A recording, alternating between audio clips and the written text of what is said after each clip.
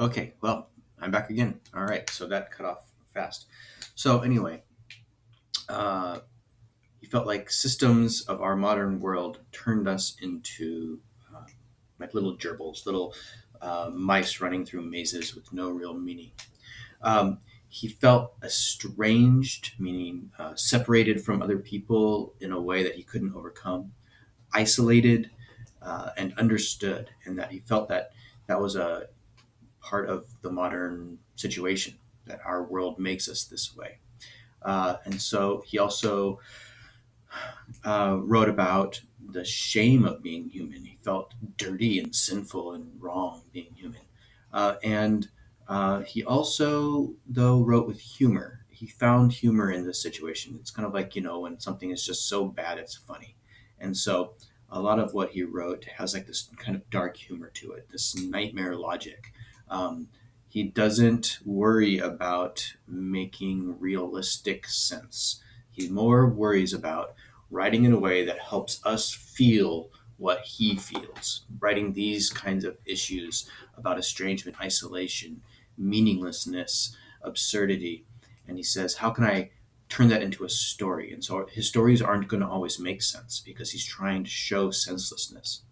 Um, so that means that understanding Kafka is hard because Kafka tried to capture and describe the sense of misunderstanding, illogic, and absurdity of modern life.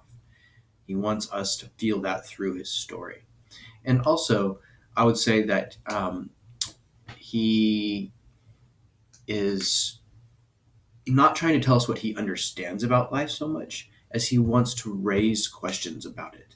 And he doesn't have answers for those questions, and maybe they can't be answered. But if you're looking for, like, oh, what does this mean exactly, you might get frustrated. Really, it's all about how you feel when you read this. Do you feel the frustration that he feels? Um, then there's another writer named David Foster Wallace who said of trying to understand Kafka, he told a story, and I think it's a good story that helps me understand Kafka too. So I'm going to share it with you.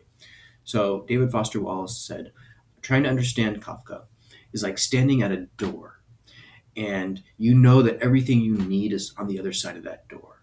And so you're knocking on the door, you're pounding on it, but it just won't open. It just won't open. You knock and you knock and you knock, and it won't open. That's what like trying to understand Kafka is. You know it's there, but you just can't get it to open.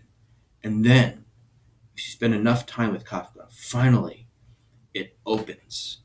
But when it opens, you realize that you were on the inside, and the rest of the world is on the outside.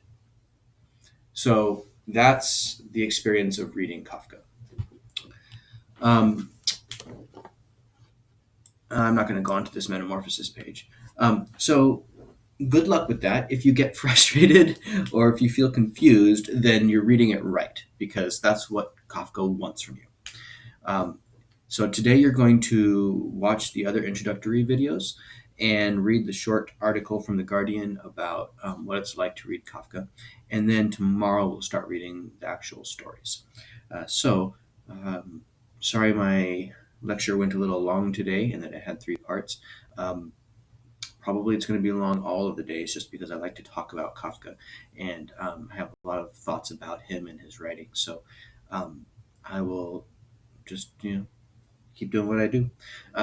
So if you have questions or you want to talk about any of this stuff, I'll be on Google Meet at 1 o'clock today. All right. See you then.